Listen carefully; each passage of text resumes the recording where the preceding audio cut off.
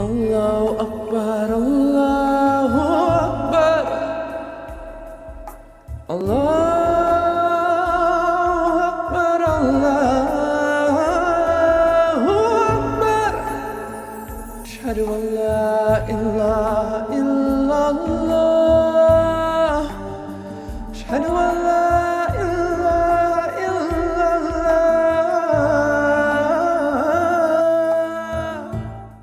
Whoever Allah guide, no one can misguide. And whoever Allah leaves astray, no one can guide.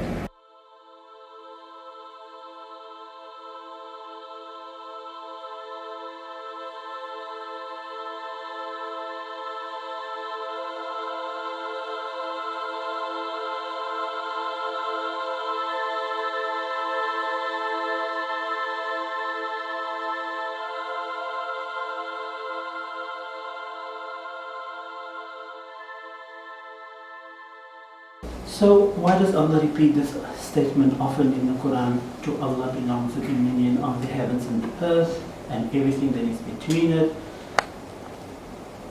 Because if you look from the outside, that statement could be like, why does Allah have to position himself as he has dominion of the heavens and the earth? Is it because God is God and he is arrogant about it, that he can state this? Certainly Allah has the right to state that.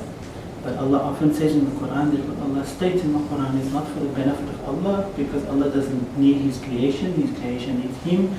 So certainly in a statement like that, there should be benefit for us as human beings. So how do we benefit from such a statement?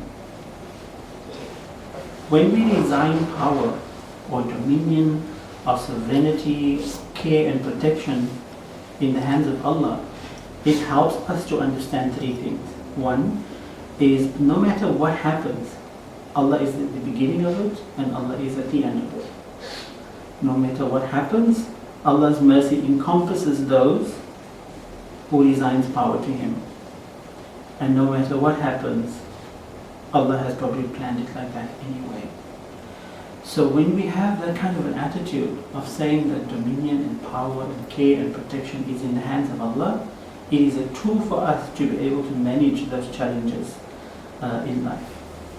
Because we then kind of feel that you're not on your own, that you have a power that is behind you. So when we resign power to Allah and we put our trust in Him, we are saying that there is no need for me to complain.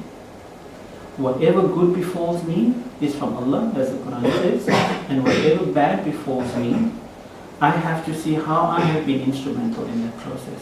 What have I done for that to have befallen me? So this attitude of not complaining brings an attitude of gratitude. Right? I want to say that again. So the attitude of not complaining brings an attitude of gratitude. Because really gratitude is the opposite of complaining. This is why when a Muslim is inflicted with suffering and pain, they should say Alhamdulillah. All thanks is due to Allah. Because because we have learned previously that when we have suffering, when we have pain, when we have challenges, if you flip the coin, there is a reward for us in it. Because when we see the opposites of what we do, or the opposites of life, the negatives of life, it is an opportunity to rectify our own deeds. And sometimes within those adversities, there's also answers for the challenges that we're facing. So you say Alhamdulillah. And when a Muslim experiences pleasure and success, he also says Alhamdulillah, because he knows that comes from Allah. And they know that Allah is in charge. So when we resign power to Allah and we put our trust in Him, we are saying that no matter what we do, the intended outcome of our actions is already known by Allah.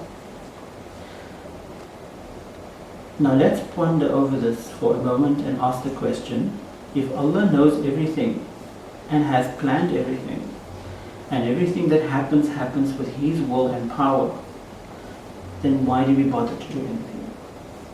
Are we not just puppets? Are we not just following the script? We can say that and we can do nothing about it, and that in itself becomes an action.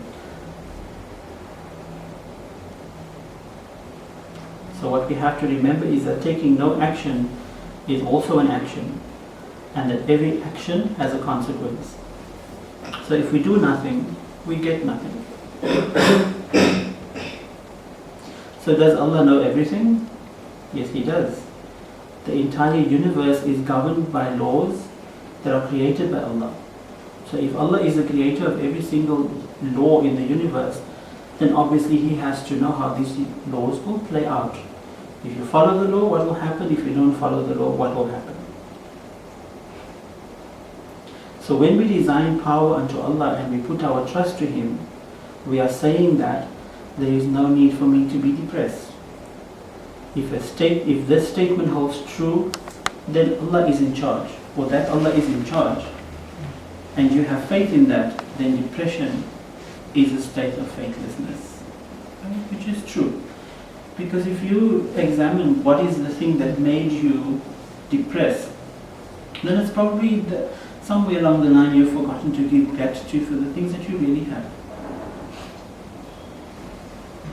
And when you truly understand the meaning of وَلِلَّهِ مُلْكُ السَّمَاوَاتِ وَالْأَرْضِ, that all dominion and all power and all protection and care is in the hands of Allah, then you will understand that what's happening to you at the moment when you're depressed is also in the hands of Allah. Now please don't get me wrong, I'm not saying that Muslims are supposed to go around and be happy-clappy and not engage with the emotions that human beings would engage with when you lose something or when you're sad about something. Those are human emotions you have to experience. But when you understand how you have to engage with that statement of وَلِلَّهِ مُلْكُ السَّمَاوَاتِ وَالْأَرْضِ, everything is in the hands of Allah, then you already have a tool to deal with the depression or the challenges. And so it just puts you in a better state of having to deal with your challenges.